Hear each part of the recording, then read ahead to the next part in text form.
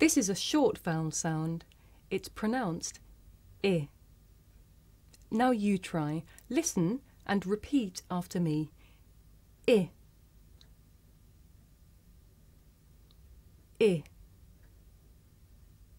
Now here are some words which have this sound.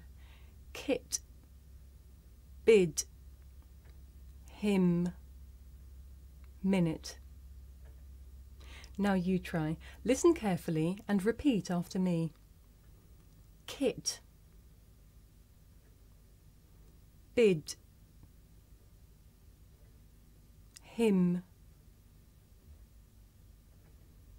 minute. Good. For speakers of some languages, it may be difficult to tell the difference between this vowel, the short vowel I, and another sound, the long vowel E.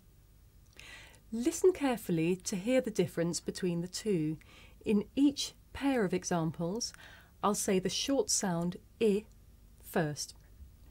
Hit, heat, lip, leap, sick, seek, will, wheel. Now you try. Listen carefully and repeat after me. Hit, heat, lip, leap, sick, seek,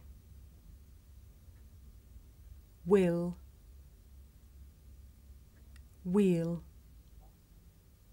Good.